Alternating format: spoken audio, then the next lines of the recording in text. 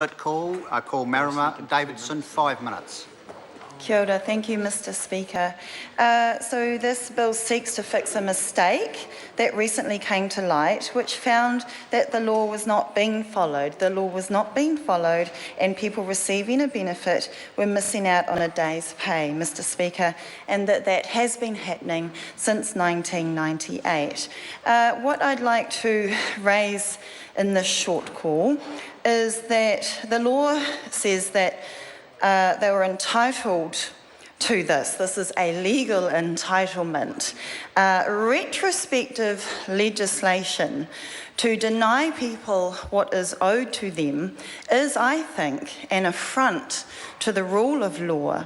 And when that affront to the rule of law harshly impacts on those already doing it tough, then to me, that is a stain on our moral society, on a transparent society, and on a society that has to be based on trust that my colleague Dan Logie has already referred to. The operational blunders have been raised often, and rightly, I believe. Now, we go to intent again, which I feel is a good point to raise. Firstly, where does it say what the intent was? I think the onus should be on the government to prove that. But secondly, even though that was the intent, the law was quite clear. And so this is a legal entitlement that we should be upholding as per good lawmaking in this country. Some 10,000 people have already applied to get what they are entitled to. So this, we know, directly affects a huge number of New Zealanders and would help in numerous and meaningful ways. And I know that the previous speaker would prefer that we don't talk about them and that we try to ignore the absolute stories of hardship, but also the stories that where this would help and the stories where this would be an investment into our children, for example, those who are homeless, according to the report released today.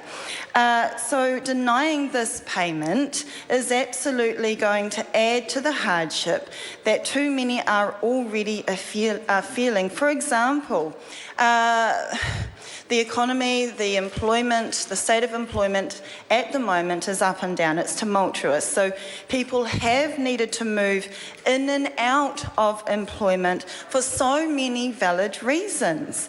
And I know that in my own past, as a mother of young children and in full-time paid employment, it was validly difficult trying to uphold that in light of huge costs. So I had to keep trying to find the job that would enable me to work, but also would properly cover my basic living costs. So that is a very real situation that many people face.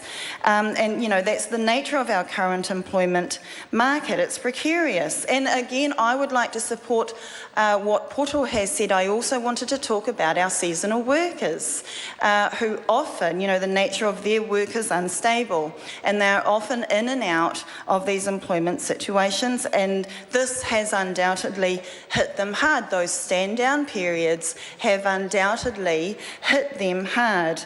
On my last point is that I also stand, again, you know, despite what some members would like to ignore, I also stand to acknowledge the disproportionate effect that this will have on Māori and Pacific and migrant communities, and I am asking for written responses to see if we can get a handle also on how many children this payment would benefit. Mr. Speaker, we are opposed to this bill. Thank you. The Honourable Ruth Dyson.